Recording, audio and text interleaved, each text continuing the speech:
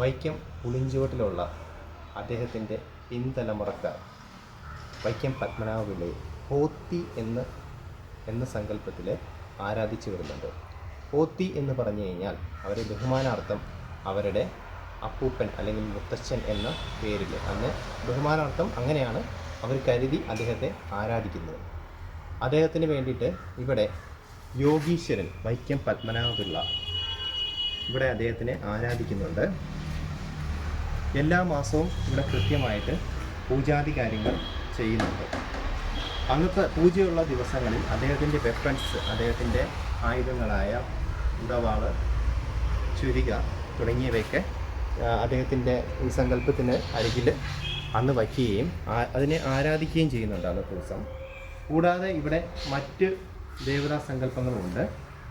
നാഗദൈവങ്ങളും ദുർഗ, യക്ഷസ് അതുപോലെയുള്ള മറ്റ് സങ്കല്പങ്ങളുമെല്ലാം അവർ ഇവിടെ ആചരിച്ചു പോരുന്നുണ്ട്. ഇത് വൈക്കത്തിനടുത്ത് പുളിഞ്ചവട് എന്ന് പറയുന്ന സ്ഥലത്താണ്. അദ്ദേഹത്തിൻ്റെ പിൻതലമുറയിൽപ്പെട്ട ഷൺമുഖൻ പിള്ള, അദ്ദേഹം ഇപ്പോൾ അന്തരിച്ചുപോയി. അദ്ദേഹവും അദ്ദേഹത്തിൻ്റെ പിൻതലമുറക്കാരുമായിരുന്നു ഇവിടെ വർഷങ്ങളായിട്ട് അല്ലെങ്കിൽ കാലാകാലങ്ങളായിട്ട് ഈ ദേവതാ സങ്കല്പങ്ങളെല്ലാം ആചരിച്ചു വരുന്നത്. ഈ ചരിത്ര പുരുഷനെ ഇവിടെ അവർ വൈക്കം പത്മനാഭപിള്ള യോഗീശ്വരൻ എന്ന പേരിൽ ഇവിടെ മാന്യമായ ഒരു സ്ഥലം നൽകി അവരെ ആരാധിക്കുന്നുണ്ട്. അവരുടെ പൂർവികനായി അപ്പൂപ്പൻ അല്ലെങ്കിൽ പോത്തി എന്ന സങ്കല്പത്തിലാണ് അദ്ദേഹത്തെ ആരാധിക്കുകയും, അതായത് ഇവരുടെ ഈ തലമുറയിൽപ്പെട്ട എല്ലാവരുടെയും കുടുംബങ്ങളിൽ അവർ പോത്തിയെ ആരാധിക്കുന്നുണ്ട്. വൈക്കം പത്മനാഭപിള്ളയുടെ പിൻതലമുറക്കാർ പല ഇടങ്ങളിലായി പലയിടത്തേക്കും പോയിട്ടുണ്ട്.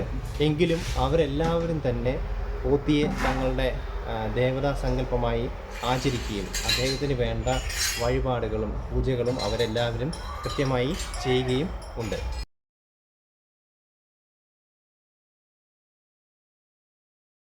വൈക്കം പത്മനാഭപിള്ള ഉപയോഗിച്ചിരുന്ന അദ്ദേഹത്തിൻ്റെ വെപ്പൺസ് അഥവാ ആയുധങ്ങൾ ഇവിടെ സൂക്ഷിച്ചിട്ടുണ്ട്.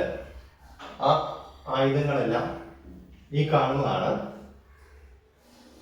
ഇത് അദ്ദേഹം ഉപയോഗിച്ചു എന്ന് പറയുന്ന അല്ലെങ്കിൽ അന്നത്തെ കാലത്ത് ഉപയോഗിച്ചിരുന്ന ഒരു ചൂരൽ വടിയാണ്.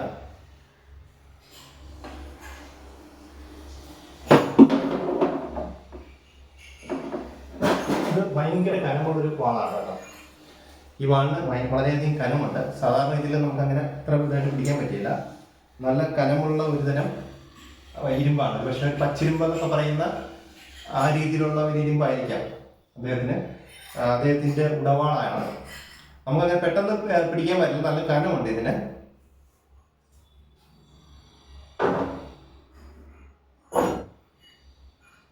ഇത് ചുരിക, കൈച്ചുരിക എന്ന് പറയും. ഇത് ഇങ്ങനെ പിടിച്ച് അന്നത്തെ കാലഘട്ടത്തിൽ അവര് മറ്റു ശത്രുക്കളൊക്കെ വരുവാണെന്നുണ്ടെങ്കിൽ ആക്രമിക്കുന്നതിന് വേണ്ടിയിട്ട് ഉപയോഗിച്ചിരുന്ന കൈച്ചുരിക എന്ന് പറയുന്ന ഒരു ആയുധമാണിത്.